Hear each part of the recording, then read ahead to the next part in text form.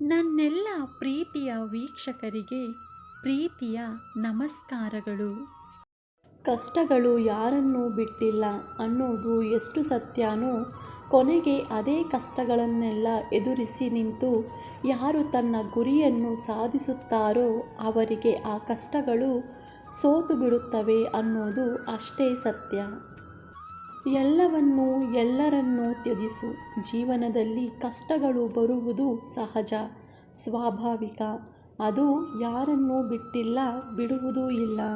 ಈ ಜಗತ್ತು ಹೇಗೆ ಗೊತ್ತಾ? ನೀನು ಅತ್ತರೆ ನಾಟಕ ಅಂತಾರೆ, ನಕ್ಕರೆ ನೋವೇ ಇಲ್ಲ ಅಂತಾರೆ, ಮೌನವಾಗಿದ್ದರೆ ತಪ್ಪು ಒಪ್ಪಿಕೊಂಡಿದ್ದೀಯಾ ಅಂತಾರೆ, ಮಾತನಾಡಿದರೆ ಕೆಟ್ಟವರು ಅಂತಾರೆ, ಮಾತೇ ಆಡದಿದ್ದರೆ ಅಹಂಕಾರ ಅಂತಾರೆ. ಮುಳ್ಳಿನ ಮೇಲೆ ಅಪವಾದ ಹೊರಿಸಬೇಡ, ಏಕೆಂದರೆ ಮುಳ್ಳಿನ ಮೇಲೆ ನೋಡದೆಯೇ ಕಾಲಿಟ್ಟವನು ನೀನೇ. ಬೇರೆಯವರನ್ನು ಕೆಟ್ಟವರು ಎಂದು ಹೇಗೆ ಹೇಳುತ್ತೀಯ? ತಿಳಿಯದೆ ಅವರನ್ನು ನಂಬಿದ್ದು ನೀನೇ.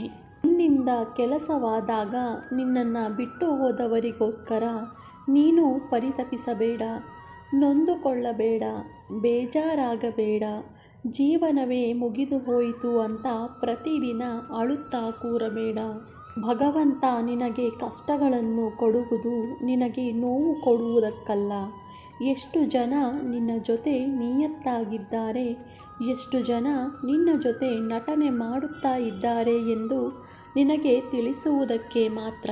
ಬೆಟ್ಟದಂತಹ ನೋವೇ ಬರಲಿ, ಜೊತೆಯಲ್ಲಿ ಇದ್ದವರೆಲ್ಲ ಶತ್ರುಗಳೇ ಆಗಿರಲಿ, ನೀನು ಮಾತ್ರ ನಿನ್ನಲ್ಲಿ ನಂಬಿಕೆ ಇಡು, ಪ್ರಾಮಾಣಿಕ ಪ್ರಯತ್ನ ಮಾಡು. ನಿನಗೆ ನಾನಿದ್ದೇನೆ. ನಿನ್ನ ಪ್ರಯತ್ನ ಪ್ರಾಮಾಣಿಕವಾಗಿದ್ದರೆ ನಿನ್ನ ಗೆಲುವನ್ನು ಕಸಿದುಕೊಳ್ಳಲು ಯಾರಿಂದಲೂ ಸಾಧ್ಯವಿಲ್ಲ. ಸತತ ಪ್ರಯತ್ನ ಮಾಡು, ಗೆದ್ದೇ ಗೆಲ್ಲುತ್ತೀಯ. ಏಕೆ ನೀನು ಚಿಂತೆಯಲ್ಲಿ ಕೊರಗುತ್ತೀಯ?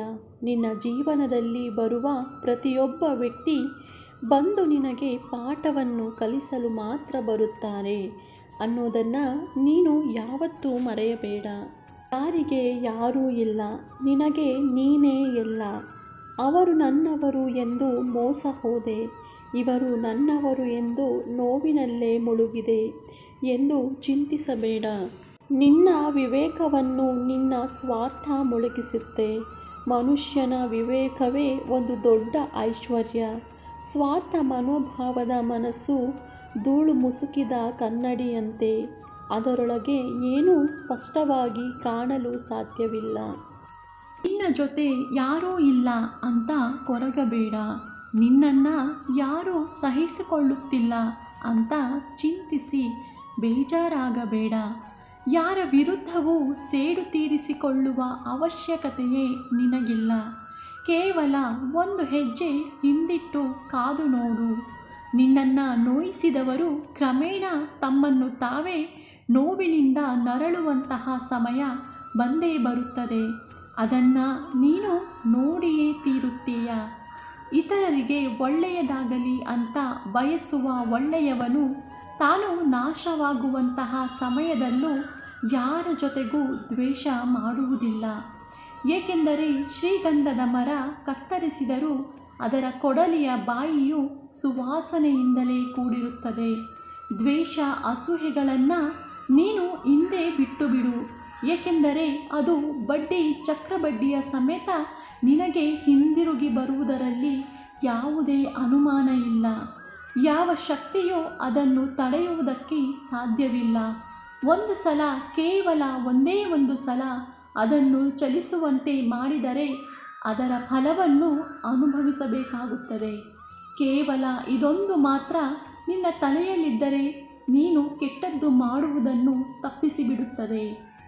ಹೊತ್ತಿ ಉರಿಯುತ್ತಿರುವ ಬೆಂಕಿಯನ್ನು ನಂದಿಸುವುದಕ್ಕೆ ನೀರು ಬೇಕೇ ಬೇಕು. ಹಾಗೆ ನಿನ್ನಲ್ಲಿರುವ ದ್ವೇಷ ಎಂಬ ಬೆಂಕಿಯನ್ನು ನಂದಿಸುವುದಕ್ಕೆ ತಾಳ್ಮೆ ಎನ್ನುವ ನೀರು ಬೇಕೇ ಬೇಕು. ಸಂತೋಷ ನಮ್ಮನ್ನು ಮಧುರವನ್ನಾಗಿಸುತ್ತದೆ. ವೇದನೆಗಳು ನಮ್ಮನ್ನು ಮೌನವನ್ನಾಗಿಸಿ ಬಿಡುತ್ತವೆ.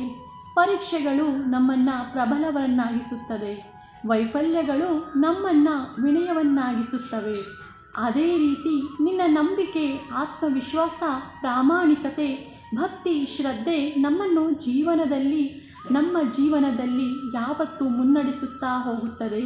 ಮರೆತು ಹೋದದ್ದು ಹೋಯಿತು, ನಡೆದು ಹೋಗಿದ್ದು ಹೋಯಿತು, ಬಿಟ್ಟು ಹೋದವರು ಕೂಡ ಹೋದರು. ಎಲ್ಲವನ್ನೂ ಎಲ್ಲರನ್ನ ಬಿಟ್ಟು ಬಿಡು, ಆದರೆ ಅವರಿಂದ ಕಲಿತ ಪಾಠವನ್ನು ಯಾವತ್ತಿಗೂ ಮರೆಯಬೇಡ. ಒಂಟಿಯಾಗಿ ಇದ್ದೀನಿ ಅಂತ ನೀನು ಯಾವತ್ತೂ ಕೊರಗಬೇಡ. ನಿನಗೆ ಯಾರೂ ಇಲ್ಲ ಅಂತ ಚಿಂತಿಸುತ್ತಾ ಕೂರಬೇಡ. ಈ ಜಗತ್ತಿಗೆ ಬೆಳಕು ಕೊಡುವಂತಹ ಸೂರ್ಯನು ಒಂಟಿ, ಚಂದ್ರನು ಒಂಟಿ. ಆದರೂ ಈ ಜಗತ್ತಿಗೆ ಬೆಳಕನ್ನು ನೀಡುತ್ತಿಲ್ಲವೇ? ಒಂಟಿ ಆದಾಗಲೇ ನೀನು ಏನು ಅಂತ ನಿನಗೆ ನಿಜವಾಗಿಯೂ ಅರ್ಥ ಆಗೋದು. ನಿನ್ನ ಸಾಮರ್ಥ್ಯ ಮತ್ತು ನಿನ್ನ ಶಕ್ತಿ ಏನು ಅಂತ ನಿನಗೆ ತಿಳಿಯುವುದು. ಸೂರ್ಯಚಂದ್ರರಂತೆ ನೀನು ಜಗತ್ತಿಗೆ ಬೆಳಕು ನೀಡುವುದೇನೂ ಬೇಡ. ನಿನ್ನ ಬದುಕಿಗೆ ನೀನು ಬೆಳಕಾಗು ಸಾಕು. ಆಗ ನಿನ್ನ ಬದುಕು ಧನ್ಯವಾಗುತ್ತದೆ. ಈ ವಿಡಿಯೋ ನೋಡಿದ್ದಕ್ಕಾಗಿ ಧನ್ಯವಾದಗಳು. ಈ ವಿಡಿಯೋ ನಿಮಗೆ ಇಷ್ಟ ಆಗಿದ್ದರೆ ದಯವಿಟ್ಟು ನನ್ನ ಚಾನಲ್ನ ಸಬ್ಸ್ಕ್ರೈಬ್ ಮಾಡ್ಕೊಳ್ಳಿ, ಶೇರ್ ಮಾಡಿ, ಲೈಕ್ ಮಾಡಿ ಮತ್ತು ಕಮೆಂಟ್ ಮಾಡಿ. ಮತ್ತೆ ಇದೇ ರೀತಿಯ ಸ್ಫೂರ್ತಿದಾಯಕ ವಿಡಿಯೋಗಳೊಂದಿಗೆ ಭೇಟಿಯಾಗೋಣ.